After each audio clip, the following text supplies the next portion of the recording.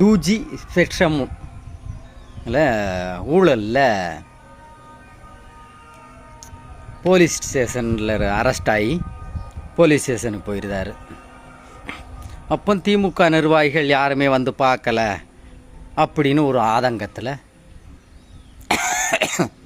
அவரோட ஆதங்கத்தை வெளிப்படுத்தியிருக்காரு.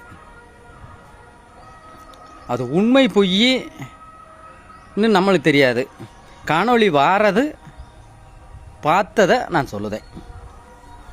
அது அவங்க தான் அதை ஏற்றுக்கிடணும். மாரிதாஸ் அவர்கள் அதை வெளியிட்டிருக்காங்க. ஆனால் அவங்க திறமை யாருக்குமே வராது, மாரிதாஸ் திறமை. ஆனால் அந்த பேசின திமுக தலைமையை பேசுன நம்ம ஆனா ராசாவுக்கு இருக்க திறமை அதுக்குங்கிட்டு 200 கோடி ரூபா கலைஞர் டிவிக்கு போயிருக்கு அப்படின்னு அதில் வருது. அழகிரி அவர்கள் முகத்தான சொல்லிட்டு விளைவிக்கிட வேண்டியதானே அப்படின்னு சொன்னார் அப்படின்னு ஆர் ராசா அவர்கள் சொல்லுதார். மதிப்புக்குரிய ஊழல் செஞ்சாலும் மதிப்புக்குரியன்னு சொல்லணும்ல. ஆனால் சாதாரண ஒரு விவசாயி 20 லட்சம் 30 லட்சம் 40 லட்சத்துக்கு வீடு கட்டுதாங்க. சொத்து 10 1 கோடி 1.5 கோடி 1/4 கோடி 3/4 கோடிக்கு வச்சுருக்காங்க. 10-30 சென்ட் இடம் இருந்தால் கூட ஒரு அளவுக்கு அது மதிப்பீட்டில் இப்போ எடுத்த மதிப்பீட்டுக்கு நல்ல தொகைக்கு இருக்குது. ஆனால் நாட்டை ஆளுத முதலமைச்சருக்கு கார் இல்லையா எங்கேயும் போவதுக்கு. அவள நிலையை பார்த்தீங்களா?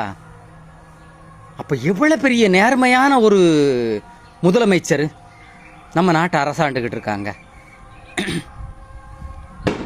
அவங்களுக்கு கார் இல்லை, மகனுக்கு கார் இருக்கா, துணை முதல்வருக்கு அவங்களுக்கும் கார் இல்லை.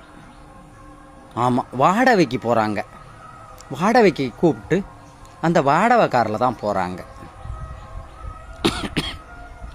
அவ்வளவு கை சுத்தமான ஆளுகளாக இருக்காங்க. யாரு நான் சொல்லலை. ஆனால் ராசா அவர்கள் பாராளுமன்ற உறுப்பினர் நீலகிரி தொகுதிக்காரர் சொல்லுதார். பெரம்பலூரில் நின்னார்.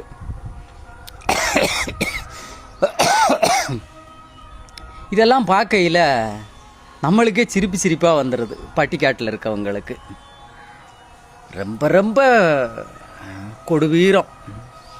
முதலமைச்சருக்கு கார் இல்லை, மந்திரிக்கு வண்டி இல்லை, சைக்கிளாவது இருக்குமா?